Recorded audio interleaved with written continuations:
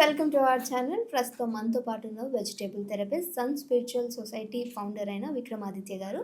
సార్తో మాట్లాడి ఈరోజు హెల్త్ గురించి మరికొన్ని అప్డేట్స్ అడిగి తెలుసుకుందాం. నమస్తే సార్. సూర్యోస్మిత అండి. మనకి ఏదైతే మోకాళ్ళు ఉంటాయో దీని గుజ్జు అరిగిపోవడం, కీళ్ళ సమస్యలు, వాపులు రావడము, సో మార్నింగ్ లేవగానే కొంతమందికి పిక్కలు పట్టేస్తున్నాయి అని చెప్పేసి అంటూ ఉంటారు. ఇలాంటి వాటికి అడిగితే డాక్టర్స్ కూడా మంచి ఆహారం తీసుకోండి అని అంటూ ఉంటారు. లేదంటే మీకు నరాలు బలహీనంగా ఉన్నాయి అంటూ ఉంటారు. సో దీనికి కూడా మనకి ఫుడ్డే మెయిన్ రీజన్ అంటారా, లేదంటే మన లైఫ్ స్టైల్ ఏమన్నా డ్యామేజ్ అవ్వడం అంటారా? 100% లైఫ్ స్టైలే మీకు వచ్చిన ప్రతి సమస్యకి మీ లైఫ్ స్టైల్ బాగాలేదని చెప్పడం. అంటే అందరం 140 కోట్ల మంది జనాభా, అందరికీ లైఫ్ స్టైల్ డ్యామేజ్. ఇప్పుడు నేను సాధారణంగా పెద్ద సఫర్ అవును. ఇప్పుడు కొంచెం థ్రోట్ ఎఫెక్ట్తో సఫర్ అవుతున్నాను, కొంచెం ఇరిటేషన్ ఉంది. నేను ఉదయం 10 గంటల నుంచి, నిన్నే ఊరు నుంచి వచ్చాను. నేను ఉదయం 10 గంటల నుంచి ఈవినింగ్ 6 వరకు మొత్తం 4-5 ఛానల్స్, 4-5 ఇంటర్వ్యూస్, ఈ లోపల మధ్యలో పేషెంట్స్, ఇవన్నీ మాట్లాడి భోజనం చేయకుండా టీ కాఫీలు తాగేస్తూ తిరిగేసాం. బాడీలో హీట్ ఎక్కువైంది, గొంతు మీద ఎఫెక్ట్ పడింది. టీ కాఫీలు తాగాను కదా, కఫం పెరిగింది, లంగ్స్లో ఎఫెక్ట్ వచ్చింది, గొంతు జీరగా వస్తుంది, అక్కడ ఏదో ఉంది లాగాలనిపిస్తుంది. దీన్ని ఇలాగే కంటిన్యూ చేస్తే బాడీలో ఎసిడిక్ నేచర్ పెరిగి ఆ కార్టిలేజ్ ఏదైతే మోకాళ్ళ దగ్గర గుజ్జు ఉందో అది డిహైడ్రేట్ అవుతుంది, అరగపోవడం కాదు. మనం తీసుకున్నటువంటి ఎసిడిక్ నేచర్ ఫుడ్స్ అంటే టీ కాఫీలు బాడీలో ఎసిడిటీని పెంచుతాయి.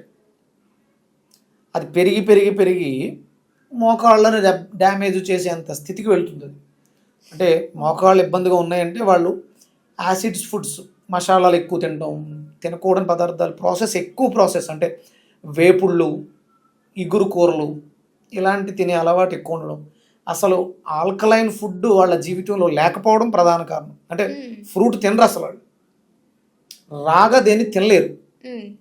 విపరీతమైనటువంటి క్రేవింగ్స్, ఆకలి ఎక్కువగా ఉంటుంది వాళ్ళకి, విపరీతమైనటువంటి కోపం వస్తూ ఉంటుంది వాళ్ళకి. అంటే బాగా కోపం వచ్చే వాళ్ళకి ఈ సమస్య వస్తుంది, మోకాళ్ళ నొప్పులు.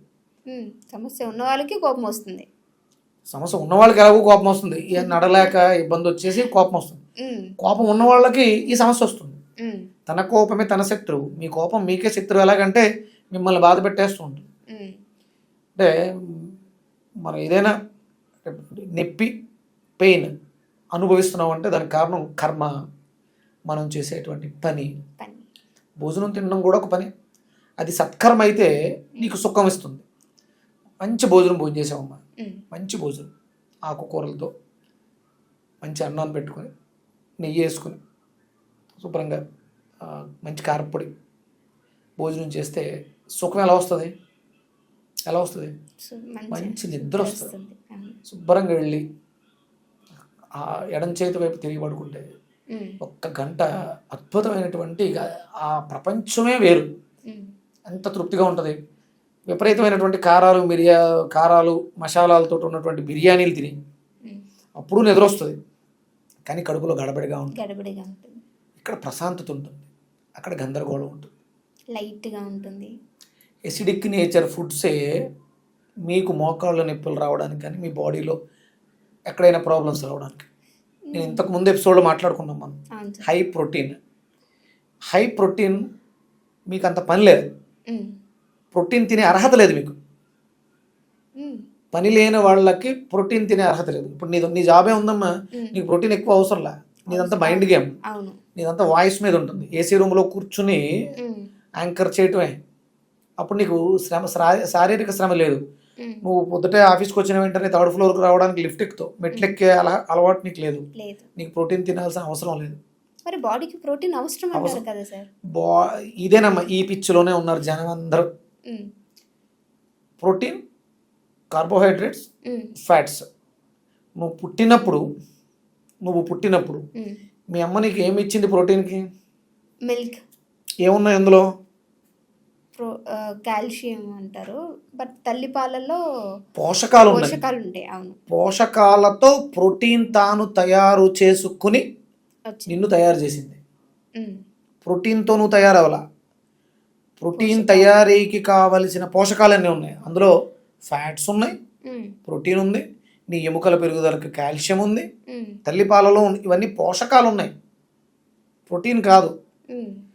డెలివరీ అంటే ప్రెగ్నెంట్గా ఉన్నప్పుడు ఈ డాక్టర్లు అందరూ చెప్తున్నారు కాబట్టి ఇప్పుడు మీట్ మీట్ మీట్ అని దాని వెనకాల పడ్డారు. డెలివరీ అయిన వెంటనే ఎందుకు మీట్ పెట్టరు? వెంటనే ఆవిడకి డెలివరీ అయింది కదా, డెలివరీ అయిన వెంటనే ఎందుకు నాన్ వెజ్ పెట్టరు? తెలియదు సార్. అది అరగదు. అప్పటి వరకు సిస్టమ్ పునరుత్పత్తి వ్యవస్థ మీద దృష్టి పెట్టి ఒక బేబీని తయారు చేసింది. మీట్ జల్దీ అరగదు, ఇండైజేషన్ ప్రాబ్లం వస్తుంది. అవును. అందుకని అప్పుడు పత్యం చేయిస్తారు. ఇప్పుడు ఆధునిక వైద్యంలో, ఆధునిక విధానంలో మీట్ని ఎక్కువ ప్రమోట్ చేస్తున్నారు. పూర్వం రోజుల్లో ఒక తల్లి గర్భాన్ని దాల్చింది అంటే వాళ్ళకంతా కూడా ఎక్కువ నెయ్యితోటే ప్రాసెస్ ఉండేది. పాలల్లో అన్నం నెయ్యి వేసుకుని తినాలి, పెరుగన్నంలో నెయ్యి వేసుకుని తినాలి, ఉత్తి అన్నంలో నెయ్యి వేసుకుని వాము పొడి ఇలాంటివి ఉంటాయి, శొంఠి మిరియాల పొడి, ఇవన్నీ అవే తినేవారు. ఖాయం పదార్థాలు తినేవారు. డెలివరీ తర్వాత కూడా ఖాయం పదార్థాలే తింటారు శరీరం గట్టి పడడానికి. మరి అప్పుడు అవసరం లేదా ప్రోటీన్? తల్లికి అవసరం. డెలివరీ అయిపోయిన వెంటనే పెట్టేస్తే ఈవిడ తినేసి ఆ పాలు బిడ్డకి ఇచ్చేయాలి కదా. 9వ రోజు స్నానం అయ్యేంత వరకు నాన్ వెజ్ పెట్టరు. అప్పుడు మరి ప్రోటీన్ అవసరం లేదా? భ్రమలో ఉన్నారమ్మా. ప్రోటీన్ తయారీ అనే ఒక మిషన్ నీ బాడీలో ఉంది. నువ్వు ఇచ్చే పదార్థంతో అది తయారు చేస్తుంది. ఇప్పుడు నేను నాన్ వెజ్ తిన్న తల్లి, మానేసి చాలా కాలం అయింది. నేనేమన్నా అన్హెల్దీగా ప్రోటీన్ లెస్ మ్యాన్గా ఉన్నానా? చాలా పర్ఫెక్ట్గా ఉన్నారు, మంచి కలోనింది, ఆరోగ్యంగా ఉన్నారు. ఫస్ట్ ఇది ఎక్కడ వస్తుందంటే నీ బాడీలో ఆ మెకానిజం ఉంటుంది. ప్రోటీన్ నీ బాడీ తయారు చేస్తుంది. తయారు చేసిన ప్రోటీన్ మళ్ళీ అది క్యాలరీస్గా మార్చుకుంటుంది. అది మళ్ళీ ఎనర్జీగా బర్న్ అవుతుంది. అల్టిమేట్ నీకు ఫైనల్గా కావాల్సింది ఏంటి? ఇప్పుడు నేను మాట్లాడుతున్నాను, నువ్వు మాట్లాడుతున్నావు, నీకు కావాల్సింది ఏంటి? ఎక్కువ సాయంత్రం దాకా పనిచేసిన తర్వాత చాలా అయిపోయింది, టైం అయిపోయింది, అప్పుడు వస్తే ఉంటావు పొద్దుటి నుంచి వాగి అలసిపోయాను అంటావు తప్ప ప్రోటీన్ అయిపోయింది, కార్బోహైడ్రేట్ అయిపోయింది, ఫ్యాట్ అయిపోయింది అంటావా? ఎనర్జీ అయిపోయింది, నీరసించిపోయాను. నీకు కావాల్సింది ఏంటి? ఎనర్జీ. ఇక్కడికి రండి, అది సన్లో దొరుకుద్ది. ఏసీ రూముల్లో కూర్చుని ఇక్కడే కూర్చుందాం మనం 2-3 రోజులు. మనకు కావాల్సినవన్నీ తెప్పించుకుందాం, హై ప్రోటీన్ ఉన్న ఫుడ్స్ అన్నీ పెట్టుకుందాం, 2-3 రోజులు కంటిన్యూగా వీడియోలు చేద్దాం. చేయగలమా? లైట్ ఎనర్జీ ఉండదు. అంటే ఈ లైట్ కాదు మనకు కావాల్సింది, మనకి ఎనర్జీని ఇచ్చే sunlight, source of light, natural light. Energy ఉంటే చాలు. అది ఆ రా ఫ్రూట్స్లో ఉంటుంది. డైరెక్ట్ నువ్వు ఒక ఫ్రూట్ తిన్ననే ఎనర్జీ వస్తుంది, తిన్న 10-15 నిమిషాలకి. కాయగూరలు, పచ్చి కాయగూర, మీరు మార్కెట్లో తిరుగుతున్నప్పుడు అక్కడ ఈ కూలి పని చేసే వాళ్ళందరూ, కూలీలందరూ కూడా ఒక చేతితో క్యారెట్ పట్టుకుని తింటూ మూటలు ఎత్తుకుంటూ నవ్వుతూ ఆడుతూ పాడుతూ 4 దొండకాయలు పచ్చివి తినగలిగినవన్నీ తినేస్తుంటారు. తెల్లదుంప ఒకటి తినేస్తుంటారు. అక్కడికక్కడే అవి కడుక్కోవడం ఏమీ ఉండదు. అక్కడ క్యారెట్ తీస్తాడు, ఎలా దురుస్తాడు, దాని దగ్గర టవల్ ఉంటుంది, ఎలా అంటాడు, శుభ్రంగా కురుక్కుంటూ. ఇన్స్టెంట్ ఎనర్జీ అది. మనకి ఎనర్జీ కావాలి, మనం ఎనర్జీతోటే బతుకుతాం. ప్రోటీన్ కావాలనే పిచ్చిలో, ప్రోటీన్ ఎవరికి కావాలంటే బాడీ బిల్డింగ్ చేసేవాడికి ఆ బిల్డ్ కోసం ప్రోటీన్ కావాలి, మెయింటెనెన్స్కి ప్రోటీన్ అవసరం. ఎనర్జీ కావాలి. ప్రోటీన్ అల్టిమేట్గా ఏమవుతుంది? ఎనర్జీగా కన్వర్ట్ అవుతుంది కదా. డైరెక్ట్ ఎనర్జీ తీసుకో, ప్రాణాయామం చేయి, ఎనర్జీ వస్తుంది. మంచినీళ్ళు తీసుకో, ఎనర్జీ వస్తుంది. మంచినీళ్ళు శక్తి. నువ్వు ప్రోటీన్ బాగా తీరుతావమ్మా, మంచినీళ్ళు తాకుండా ఉండి చూస్తా. అది అంటే మనకు కావాల్సింది, మన మెయింటెనెన్స్కి ఏం కావాలి? ఖచ్చితంగా ఎనర్జీ కావాలి. ఎనర్జీ నెంబర్ ఆఫ్ సోర్సెస్లో దొరుకుతుంది మనకి. మీకు ఎంత ఎనర్జీస్ ఎన్ని రకాలు ఉన్నా ఇది సన్ ఎనర్జీతో కలిస్తే తప్ప మనకు ఉపయోగపడదు. మళ్ళీ న్యాచురల్ ఎనర్జీ అన్నమాట.